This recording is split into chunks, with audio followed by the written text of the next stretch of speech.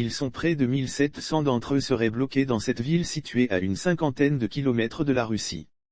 Ils réclament la mise en place d'un corridor humanitaire afin de permettre leur évacuation. Par Kumbakan. Pour ne rien manquer de l'actualité africaine, inscrivez-vous à la newsletter du Monde Afrique depuis ce lien. Chaque samedi à 6 h, retrouvez une semaine d'actualité et de débats traités par la rédaction du Monde Afrique. À Soumy, dans le nord-est de l'Ukraine, Hope Maki, 21 ans, vit en état d'alerte. Étudiante tanzanienne en 3e année de médecine, elle est piégée dans la ville, située à une cinquantaine de kilomètres de la Russie. Cette importante cité étudiante est l'une des premières localités ukrainiennes à avoir été bombardée depuis le début de l'offensive russe. La nuit, je dors peu. Hier, j'ai encore entendu un bombardement et j'ai vu des missiles par la fenêtre, confie TL par téléphone, dimanche 6 mars. Depuis le début de la guerre, Hope Maki est confinée dans un hôtel de Soumy avec des dizaines d'autres étudiants étrangers, indiens et africains pour la plupart. Venus étudier la médecine, le marketing ou l'ingénierie, il serait encore près de 1700 à être bloqués dans la ville, selon les estimations officieuses qui circulent. Les routes et la gare ont été bombardées, on ne peut plus sortir de la ville, indique Hope Maki. La jeune femme s'inquiète de la nourriture, qui commence à manquer, et des coupures intermittentes d'électricité et d'eau potable. Nous nous sentons abandonnés par les autorités ukrainiennes. Nous survivons grâce aux dons de nos camarades de classe, affirme-t-elle. Pour alerter sur leur sort, des dizaines d'étudiants africains se sont rassemblés, samedi, devant l'hôtel. Alors que plus de 1,5 million de personnes ont fui l'Ukraine depuis le début de la guerre, eux s'estiment pris en otage dans un conflit qui ne les concerne pas. Nous voulons rentrer chez nous. Laissez-nous partir. Ont-ils scandé dans une vidéo diffusée en direct sur Instagram par l'un d'entre eux. Tour à tour, ils ont pris la parole pour témoigner de leur fatigue morale et psychologique. Ce matin à 6 h, nous avons été réveillés par des bombardements. Jean est compté 6. Qu'avons-nous fait de mal pour être enfermés dans cet hôtel? Nous ne nous sentons pas en sécurité ici, nous sommes traumatisés, nous ne vivrons plus jamais comme avant, s'époumonne une Nigériane, face caméra. Numéro d'urgence. Certains expliquent avoir tenté de quitter la ville en taxi moyennant plus de 2000 €, selon une étudiante, mais ils affirment avoir été refoulés par des soldats ukrainiens qui leur auraient demandé de repartir à l'hôtel. Le groupe d'étudiants s'estime instrumentalisé par les autorités ukrainiennes. Dès l'éclatement de la guerre, l'université a refusé de nous fournir des bus pour quitter la ville. Je ne veux pas servir d'appât, dénonce dans la vidéo une jeune femme, en allusion aux accusations portées par Moscou selon lesquelles Kiev se servirait des civils comme bouclier humain.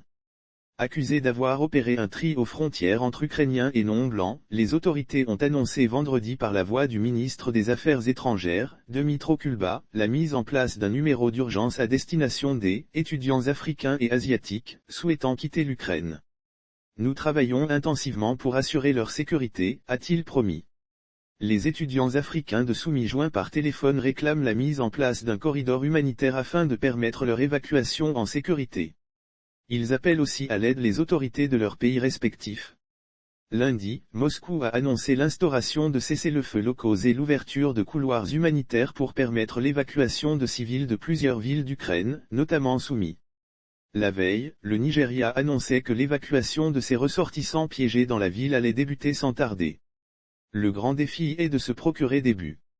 Nous faisons tout pour que cela se produise, tweetait dimanche le ministre nigérian des Affaires étrangères, Geoffrey Onilima. Hope Maki garde un lien quotidien avec ses parents grâce à son téléphone. Sa famille s'est organisée avec d'autres parents d'élèves, 160 étudiants tanzaniens seraient bloqués à Soumy, pour faire pression sur les autorités de leur pays.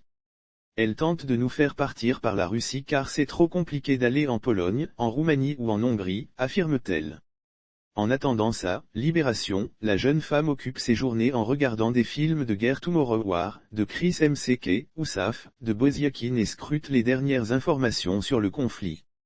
Malgré sa détresse, elle pense revenir étudier en Ukraine quand la paix sera revenue, je n'aurai peut-être pas d'autre choix que de poursuivre ici. Car étudier en Tanzanie, ce n'est pas évident. Un traitement raciste, une situation qui se répète à Kherson, grande ville du sud de l'Ukraine. Dans une vidéo publiée lundi, un groupe d'étudiants africains appelle à l'aide. Les gens vont très mal, nous sommes traumatisés. La nuit, on entend des pleurs. Je sursaute au moindre bruit. Sortez-nous de cet enfer.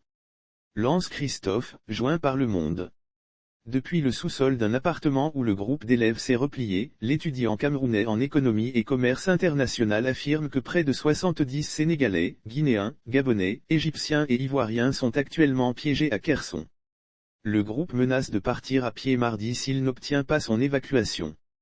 Le sort des étudiants africains de Soumy et de Kherson a été rendu public notamment grâce aux réseaux sociaux.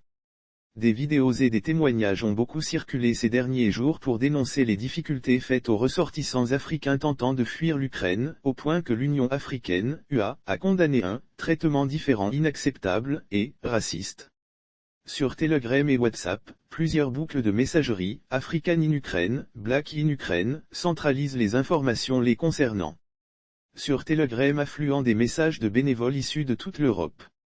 Comme Nicolas, un Suédois d'une trentaine d'années, qui annonce son arrivée à Przemysl, à la frontière polonaise, avec une voiture pleine de denrées et de dons pour les personnes de couleur non ukrainienne. Il propose de les conduire jusqu'à Copenhague, Berlin ou la Suède et d'organiser leur hébergement. Paula Essam, une actrice allemande née d'un père camerounais, est partie de Cologne mercredi.